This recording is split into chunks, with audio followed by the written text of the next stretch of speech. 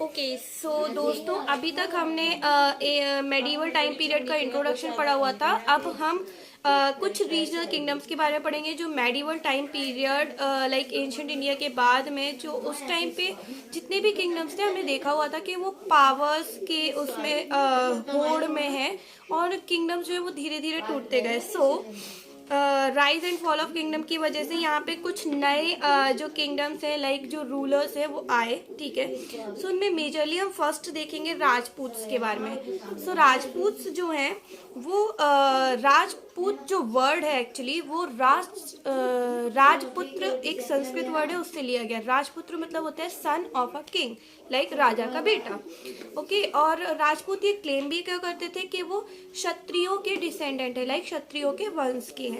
ठीक है, सो इनको बेसिकली 3 पार्ट्स में डिवाइड किया गया, लाइक 3 वंशजों में डिवाइड किया गया।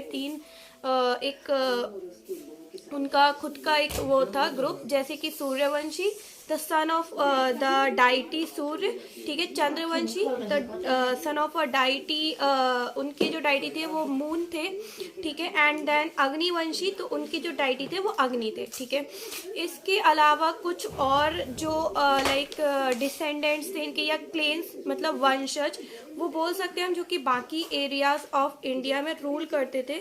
उनके कुछ नाम मैं आपको बता रही हूँ। ओके, सो पहला है हमारा Tomars of Delhi. Okay, so Tomars of Delhi जो थे उन्होंने एक किंगडम फाउंड किया था जिसका नाम था दिल्ली का। दिल्ली का अभी करेंटली दिल्ली के नाम से जाना जाता है। वहाँ पे इन्होंने कुछ टाइम के लिए रूल किया। ठीक है, बाद में ये जो है वो चौहान्स के द्वारा डिफीट कर दिए गए। ठीक है, इनको चौहान्स ने जो है इनको ओवर पावर कर लिया। ठीक है, अंगपाल जो थे एक इम्पॉर्टेंट तोमर रूलर थे। ठीक है, फिर उसके बाद है चौहान। ठीक है, चौहान्स को चहमनास भी बोला जाता था। ठीक है, ये दिल्ली और अजमेर के एरियाज में जो है वो मेजरली डोमिनेंटली रूल किया करते थे। ठीक है, और इनके जो मेजर रूलर थे वो थे पृथ्वीराज चौहान। ठीक है, इन्होंने अराउंड 1179 से लेकर के 1192 सीई तक, लाइक क्राइस्ट एरा तक रूल किया। ठीक है, ये वही पृथ्वीराज चौहान है जिनके ऊपर मोहम्मद गौरी ने जो है वो अटैक किया हुआ था, और कहा जाता है कि मोहम्मद गौरी ने इनकी आंखें वो कर दी थी, क्या कहते हैं, फोड़ दी थी, इनको अंधा कर दिया था। फिर बट मोहम्मद जो पृथ्वीराज चौहान है उनके पास एक टैलेंट था कि वो आंख बंद करके भी अपने जो एम को जो है वो मार सकते थे। ठीक है, सो उन्होंने जो है अपना टारगेट शूट किया, क्या बोलते हैं, अंधा होकर के भी। सो उन्होंने मोहम्मद गौरी को मार दिया था। ठीक है, फिर इसके बाद हमने तोमस पढ़े, चौहान पढ़े। अब हम देखेंगे सोलंकीज ऑफ गुजरात। सो दोस्तों, अब हम देखेंगे सोलंकीज ऑफ गुजरात के बारे में। ठीक है, सोलंकीज जो है इन्होंने काठियावाड़ एरिया पे रूल किया हुआ था। ठीक है, इनको चालुक्याज ऑफ गुजरात भी बोला जाता था। ये बेसिकली मैंने थोड़ा बहुत नोट्स जो है वो प्रिपेयर किए हैं, मैं उनके थ्रू आपको बता रही हूँ, वेरियस अलग अलग जगह से लेकर के नोट्स लाइक डिटेल्स लेकर के। सो इन्होंने जो है वो दिलवारा टेम्पल बनाया हुआ था माउंट आबू पे, और दूसरा सन टेम्पल बनाया हुआ था गुजरात में मोधेरा जगह पर। ओके, फिर इसके बाद आते हैं परमार्स ऑफ मालवा। ठीक है, बेसिकली इनके जो मेजर रूलर जो थे वो भोज परमार थे, जिनके नाम से परमार जो है मालवा के राजा, इनको जाना जाता है इनका टाइम पीरियड। ठीक है, और परमार्स ने जो है वो एमपी के उदयपुर में उदयेश्वर टेम्पल जो है वो बनवाया था। ठीक है, फिर इसके बाद हम देखेंगे गढ़वाल्स ऑफ कन्नौज के बारे में। ठीक है, गढ़वाल्स ऑफ कन्नौज जो है, गढ़वाल्स ने कन्नौज के एरिया पे रूल किया हुआ था।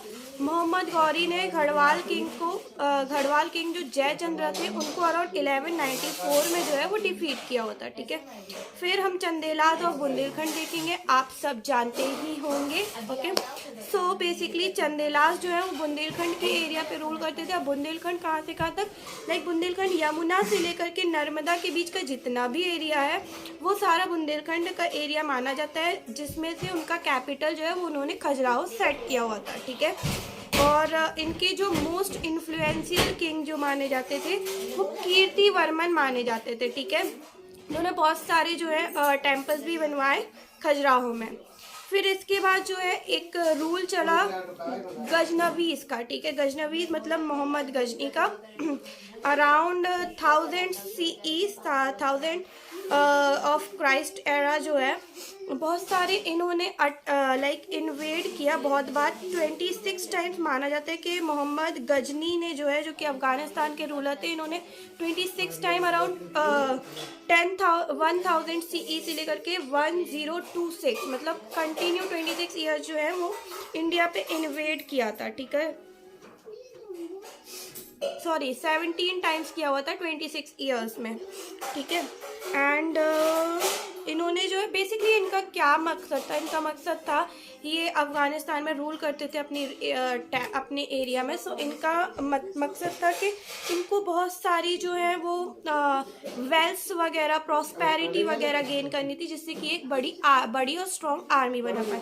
सो उन्होंने इसलिए इंडिया पे क्या कहते हैं रूल कई बार इन्वेड किया। फिर उसके बाद अराउंड इन्होंने मथुरा, कन्नौज और सोमनाथ के मंदिरों पर भी जो है वो हमला किया, और उधर से जितना भी वेल्थ था वो सारा ले करके ये गए अपने अफगानिस्तान। इन्होंने बहुत बड़ी आर्मी तैयार की, बहुत स्ट्रॉन्ग आर्मी, ठीक है। ये अराउंड 1030 में इनकी डेथ हो गई। फिर हम देखते हैं गौरीज के बारे में। मोहम्मद गौरी जो है वो अफगानिस्तान में एक छोटा सा किंगडम था गौर, जहाँ के रूलर थे, ठीक है। ये भी जो है वो गजनी के अंदर में आता था, लाइक जो गौर किंगडम है। बट यहाँ पे जो मोहम्मद गौरी थे, इन्होंने उसको फाइनली इनकी डेथ के बाद, गजनी की डेथ के बाद में अपने जो किंगडम को है वो इंडिपेंडेंट घोषित कर दिया था। फिर इन्होंने भी वेल्थ की तलाश में, और इनका मकसद था कि ये इंडिया पे हमला करे, क्योंकि ये इंडिया को अपने किंगडम में इंक्लूड करना चाहते थे। सो इन्होंने कई जगहों पे जो है वो हमला किया। इन्होंने गुजरात वगैरह पे हमला किया, बट उनका कुछ नहीं हो पाया। सो इन्होंने सोचा कि पंजाब साइड पे हमला करते हैं, क्योंकि पंजाब साइड का थोड़ा सा शायद कमज़ोर होगा उस टाइम पे रूल। सो इन्होंने वहाँ पे हमला किया, और जयतन चंद्र ऑफ कन्नौज जो है वो थोड़ा सा क्या कहते हैं इनके साथ में नहीं मिले। फिर उसके बाद इन्होंने पृथ्वीराज चौहान पे हमला किया, ठीक है। पृथ्वीराज चौहान को बाद में कैप्चर भी कर लिया, ठीक है, और उनकी जो बहुत सारी टेरिटरीज थे वो उन्होंने कब्जे में ले ली। बट जैसा कि मैं आपको बता चुकी हूँ कि पृथ्वीराज चौहान ने इनको मार दिया था। फिर पृथ्वीराज चौहान का हम कुछ बैटल्स देखेंगे, बैटल ऑफ तराइन और स्ट्रगल फॉर कन्नौज, ओके। सो इसके बारे में मैं नेक्स्ट वीडियो में बताती हूँ। Thank you.